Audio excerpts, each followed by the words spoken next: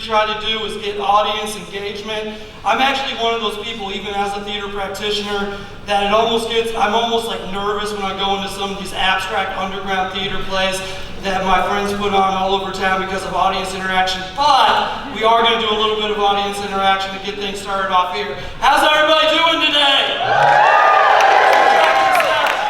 One of the things that we find when we see kids all over the city from kindergarten to 12th grade is I come out to a new group of kids and I say, how's everybody doing? And then everywhere I go, it never fails that the kids say good. And they don't say good in different ways. It's weirdly the same everywhere. It even has like the same tonality. It's like we're creating robots and we gotta disrupt the robots. They'll be like, how's everybody doing today? And they'll say, good. And I'll say, well, this is a theater class, and you know, the theater sign is the happy face and the sad face, but it's also about all the emotions between. And so when we ask you how you're doing, what we want to hear is a plethora of answers. So if you're angry, we want to be, I'm annoyed, I'm angry, I'm hungry, I'm tired, I'm excited, I'm hyped, I'm ready to do this. You know, I'm thinking about my romantic involvement, you know, whatever you're feeling at the moment. And so I've got kids that represent Young Actors Theater. They've got t-shirts, our self-empowered t-shirts. We are Self-Empowerment Theater. And they're going to look for who does this, like it is really into it. And they're going to do it too. And so get ready when I say, how's everybody doing? You can like step up out of your seat.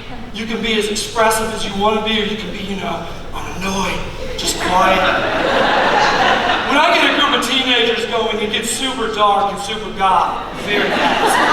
So, you know, the younger kids are like, you know, I'm excited.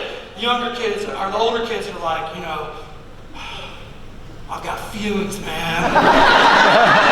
So here we go. How's everybody doing today?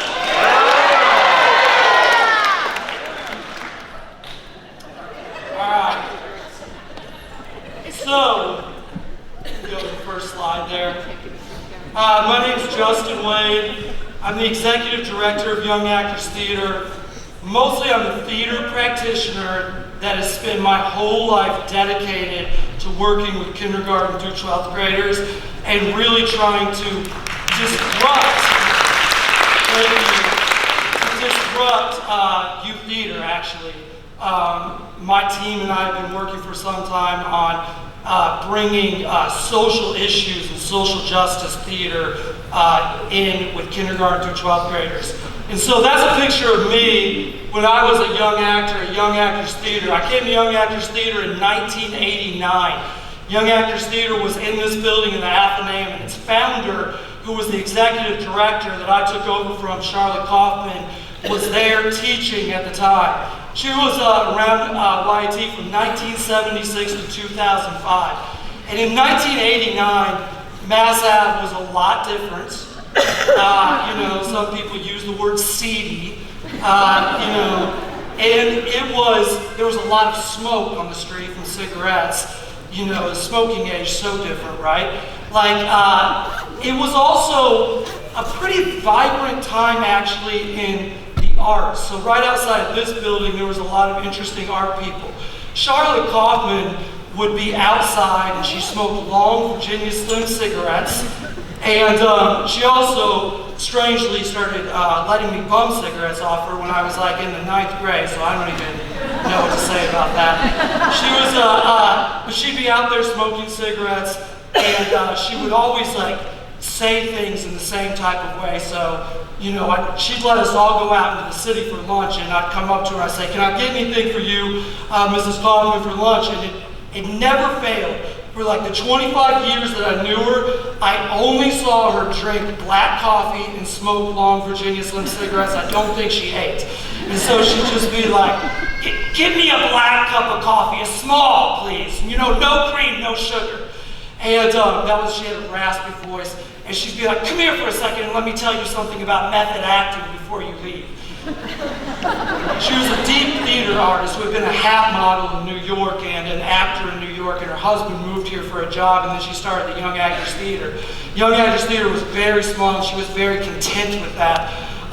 So she then send me off into the city with ideas kind of bumbling around my head. She introduced me to Antonin Artaud, who wrote The Theater and Its Double, and she introduced me to Theater of the Absurd, and Antonin Artaud's Theater of Cruelty, which the Theater of Cruelty is about that it's cruel to show you how you're actually feeling.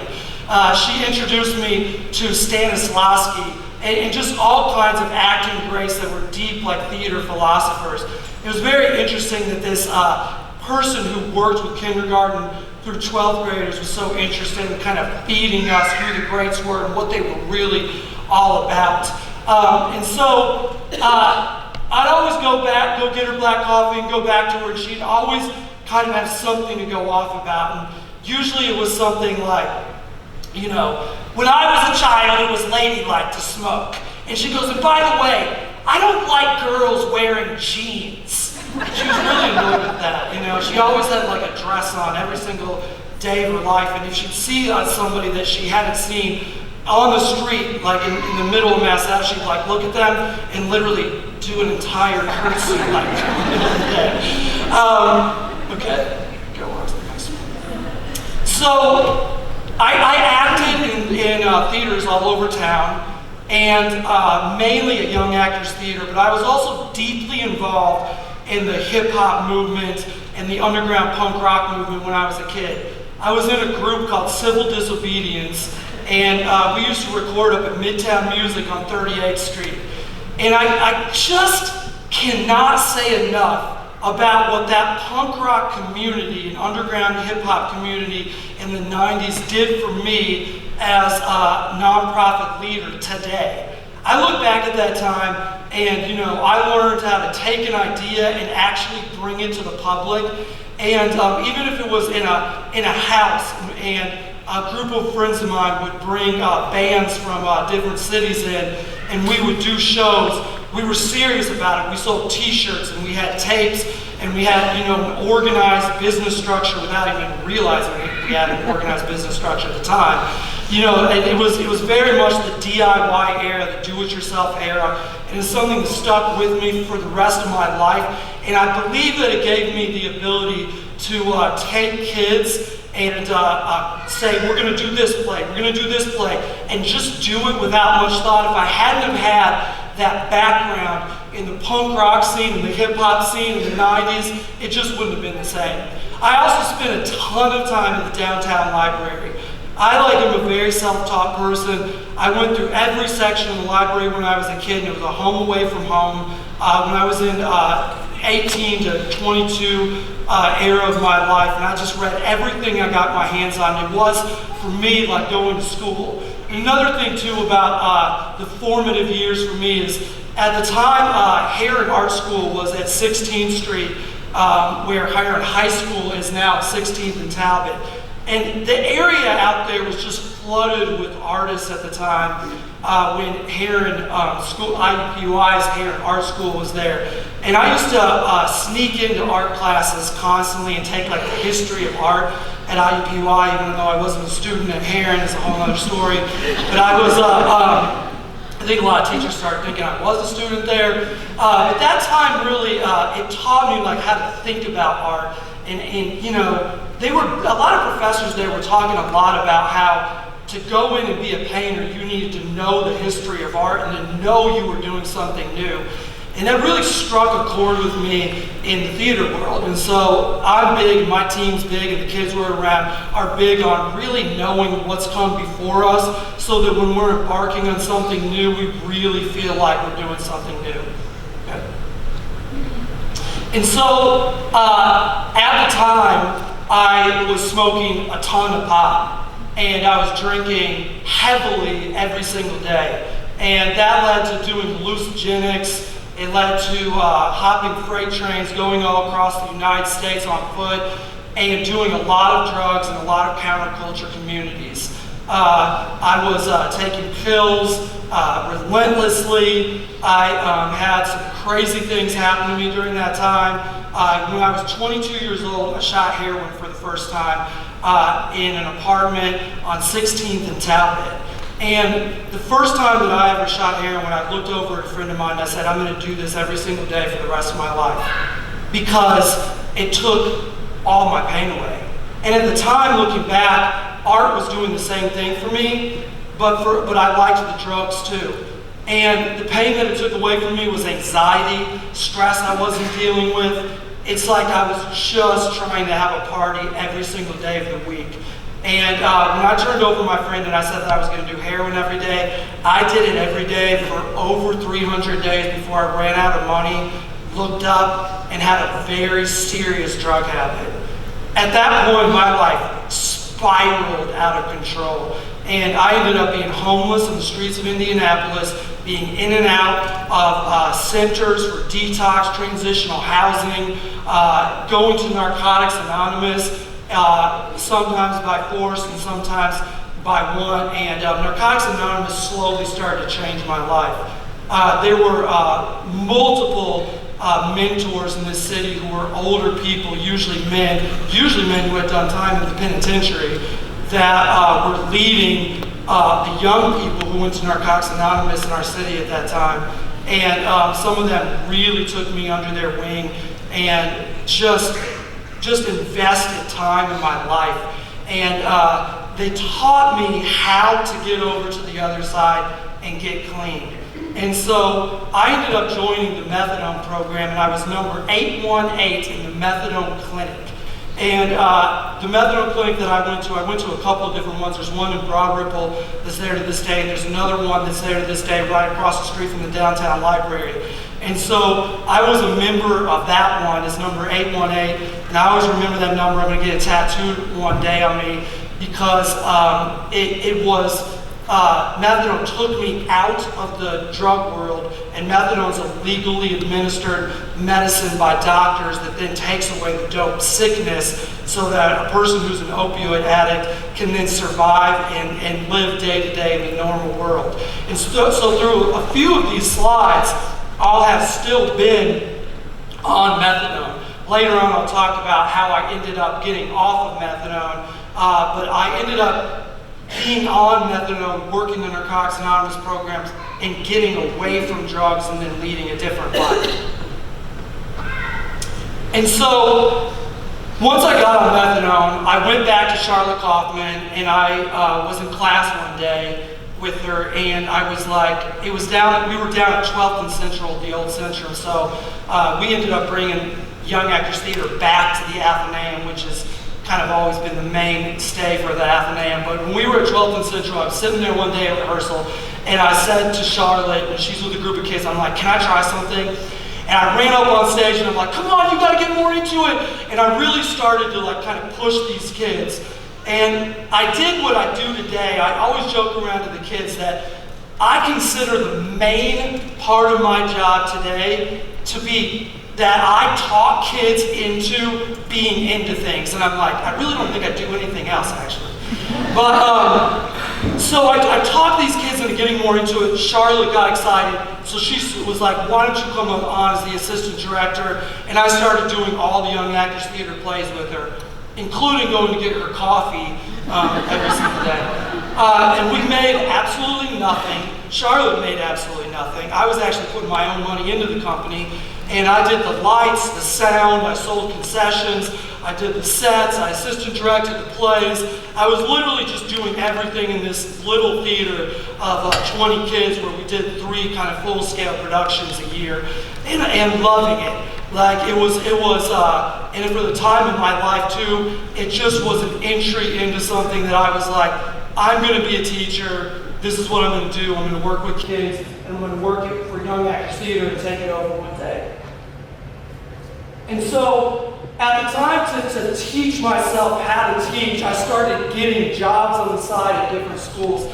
I worked at Mary Castle Elementary School in Lawrence Township, Amy Beverland Elementary School, Brook Park Elementary School in Lawrence Township, School number 10 in IPS, Shortridge. I started working in schools and learning from principals. I worked at the Juvenile Center for some time, teaching kids acting.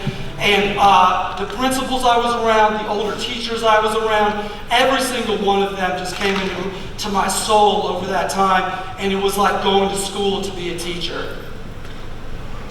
And so at some point, Richard Kaufman Charlotte's son, who's a lawyer in Indianapolis, started talking to me about taking over Young Actors Theater.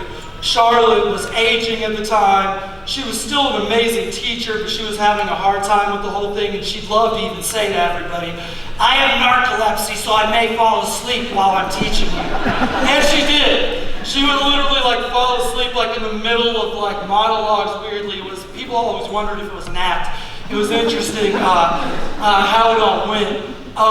And at a certain point, she kind of wasn't ready and needed Richard to talk her into it. And Richard pulled me into the old IHOP on 16th Street where CVS is now. And he was like, I'm going to give you $2,500 to really take this over from my mom. You got to do it. And so Charlotte was finally okay with it. And I remember my first 20 rehearsals she sat in, and she would literally go home and write me, and I'm not even exaggerating, 20-page handwritten letters on how I did at teaching class. And the letters would literally all of a sudden go on a tangent about Stanislavski's Russian theater philosophy and how really I need to remember that. It was very interesting.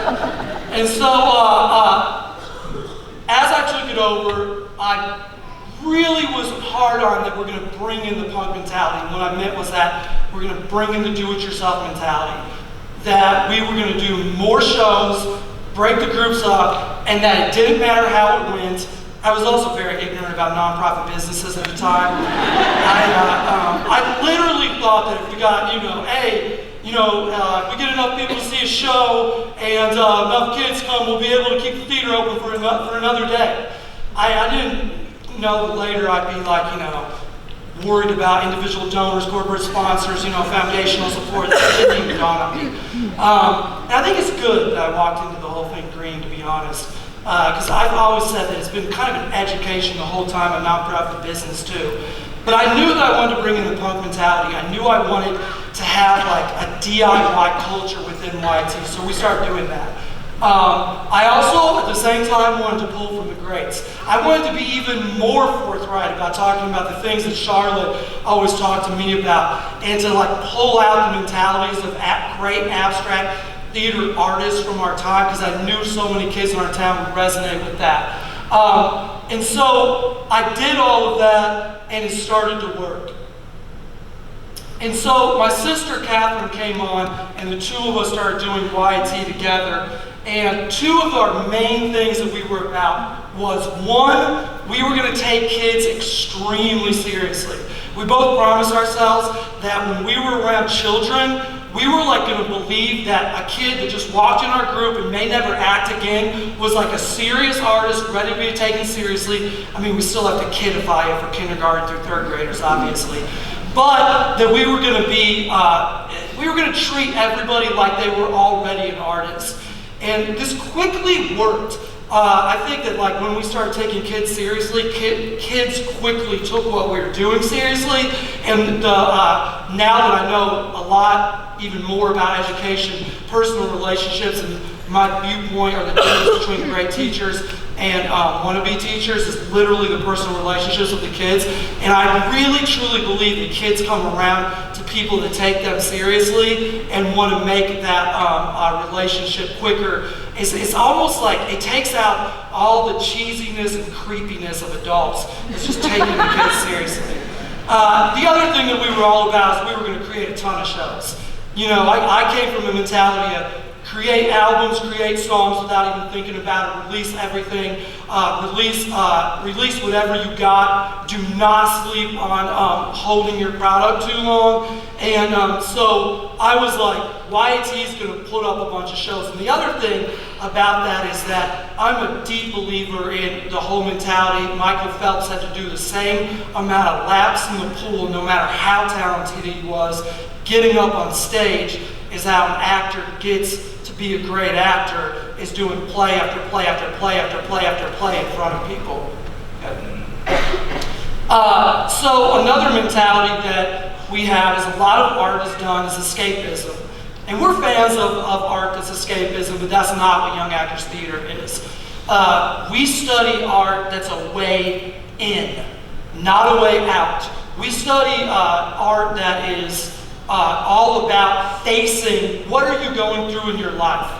And even for a young kindergartner that's feeling fear because they're going out in public out of their house for the first time, we're like, how do we get you to face that fear? And we try to do it in a super fun way. But we're not about art for art's sake. And like I said, we love arts for art's sake, but that's just not the mentality of this particular theater, and the theater practitioners that I work with kind of feel the same way, even about like great comedies, that there is a reason for everything. So we created something within all of the stuff that we learned from, and especially going back to like people that created things like theater of the absurd, theater of cruelty towards a poor theater, that we wanted to create a type of theater. So I gathered my favorite theater practitioners that I've worked with over the years. Two in particular come from No Exit Performance in our town. My wife, Georgiana Smith-Wade, was the executive artistic director at the time, and then Michael Burke, who is now director in Chicago, was working for us, and then my sister Catherine, the four of us came together, and we were like, well, we're going to call this something.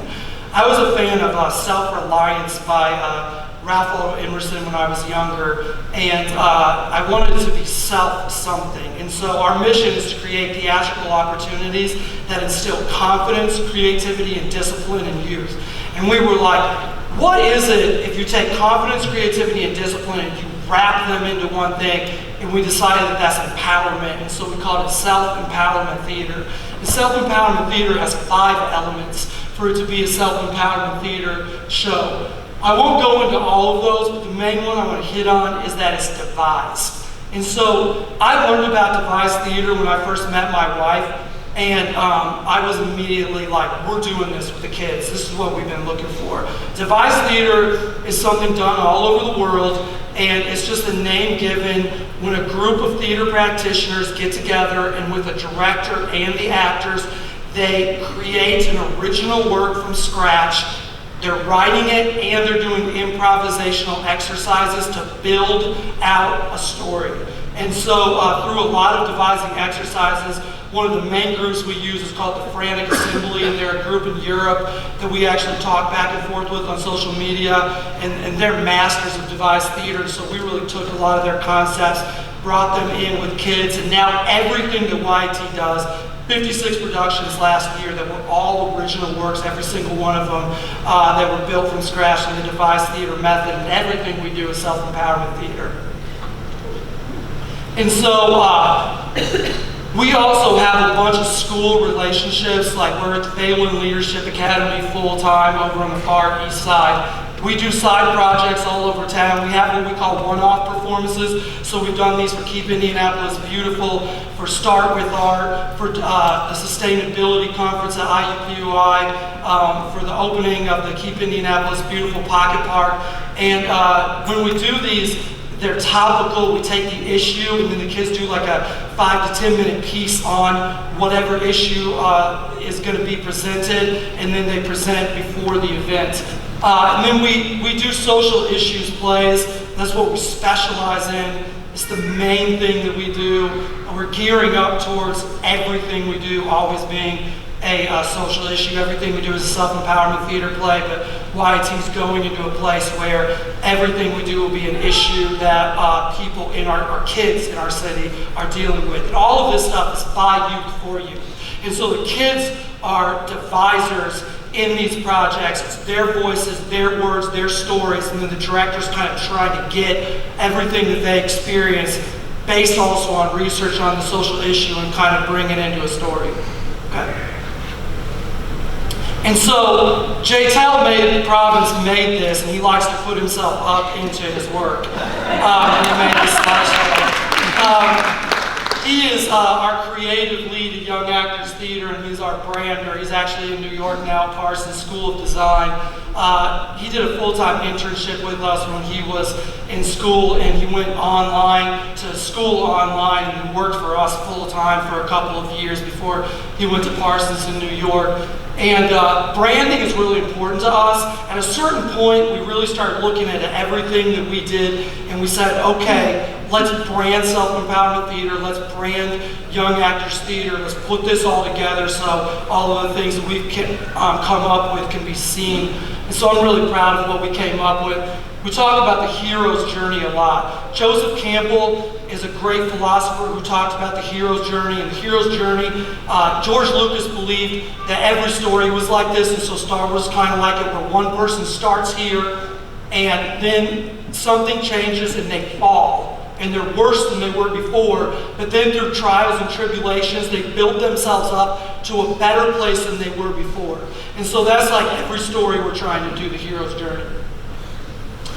We believe in dreaming, not just big, and we don't want to be good, we want to be great because we want our kids to be great, but we believe in dreaming huge. And we believe in talking with the kids about it. We talk with the kids about that we want YAT to be a national and an international thing, even if it's 100 years from now when we're gone. We talk to the kids about how, like, you know, my family is half Syrian. And in Syria, we talk about what if we went in war-torn Syria and got a group of Syrian kids together who had felt what was going on in the war and had them tell their story in a theater piece about everything they saw from their eyes.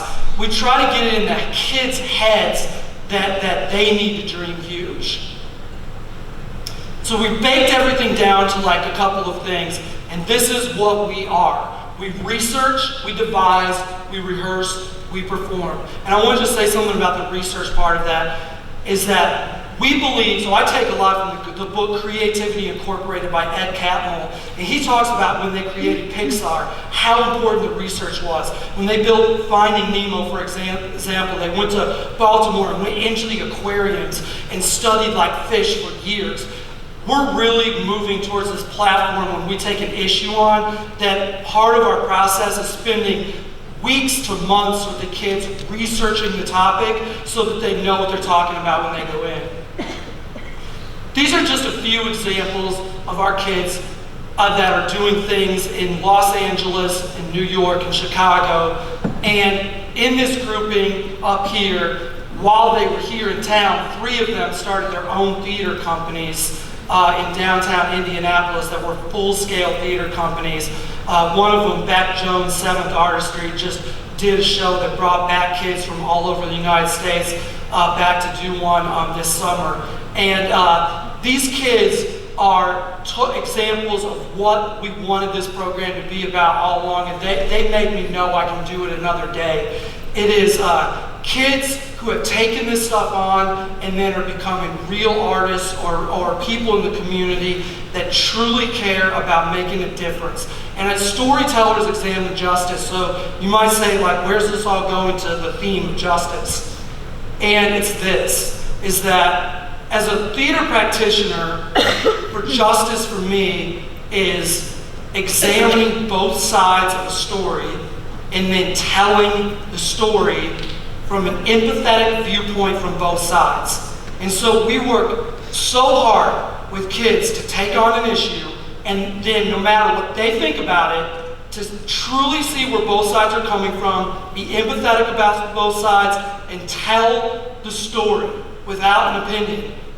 And then let everybody who sees it have an opinion from the story. And we truly believe that if those stories are told in the right way, people will come out with the right viewpoint of which side that the answer lies on. And so, Love Overdose is the biggest project that we've ever done. It's a project about the opioid crisis. It is kind of an accumulation of all of these ideas that I just talked about. And it's from a grant from the Nina Mason Bullion Charitable Trust. We spent months researching the opioid crisis, and we've now built this play, Love Overdose, and we're hoping that almost every kid, if not every kid in the state of Indiana, is going to see this play and that it's going to make a difference in the opioid crisis. And it's purposeful that that our biggest project to date is about the opioid crisis, because 90 Mason knows my story too, and they truly believed that to scale us up into the biggest project that we've ever done, that it was important that the first issue be about the opioid crisis. And so to finish off today, we're gonna hear from the cast of Love Overdose.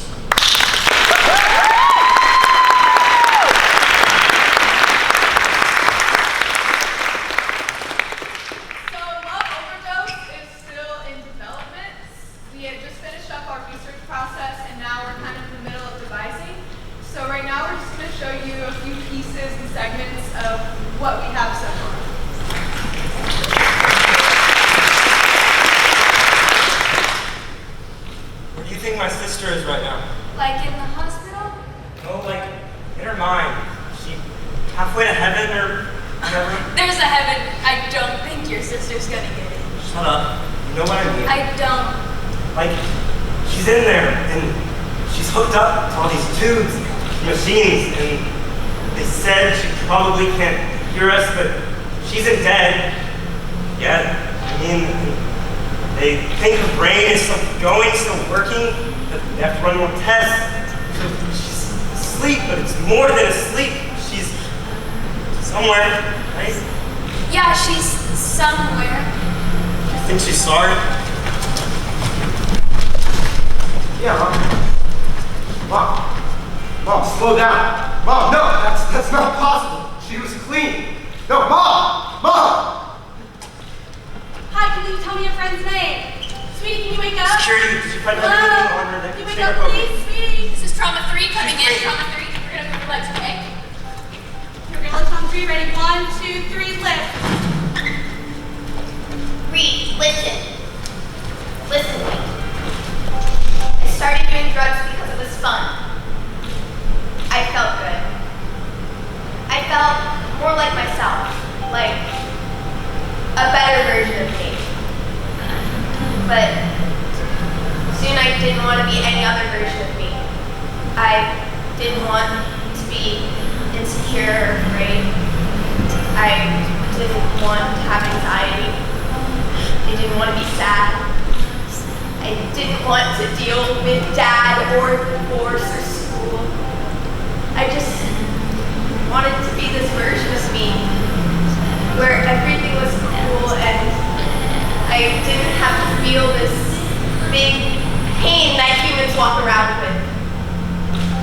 But you know what, Reed? I missed it.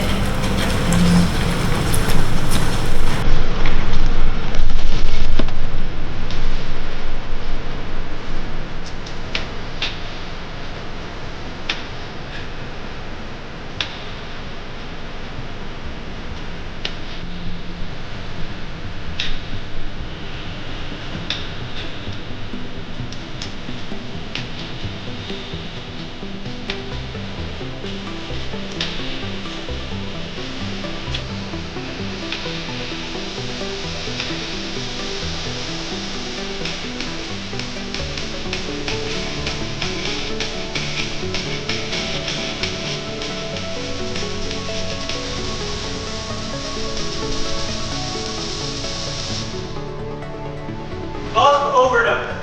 Overdose. Fall of 2018, we received a grant from the Indianapolis Charitable Trust. This grant was for us to do something that YT has never done before. Something a lot of you theaters don't ever have the chance to do. We got to spend a full year on the research, development, Creating. And rehearsing a performance piece. Our topic? The opioid crisis. 15 to 24 is the most common age for an opioid overdose. 192 Americans die each day from opioid overdose. In February of 2019, we began. We've met with Overdose Lifeline, The Marion County Public Health Department. Marion County Probation Office. Students from Hope Academy. Indiana Recovery Alliance. we've heard from Larissa Smith, ER nurse, Alan Wallace, paramedic. Dr. Douglas Smith, rheumatologist. Jim McClellan, director of the state initiative on the opioid crisis, Sociologist Dr. Brad Ray. Neuroscientist Dr. Stephen Boa. Judge William Nelson, who works in drug court, lost his son to an opioid overdose. We've learned about Harm reduction, the war on drugs, the effects of drug abuse on the brain. The difference between dependence and addiction. We've learned from. Sons, brothers, and the people themselves who struggle with this addiction. This summer, we devised. We're taking everything we have heard and everything we have learned to create a performance piece. Fall, we rehearse. We will spend 4 months practicing our performance that will challenge and inspire. In the spring of 2020, we will begin performing across the state.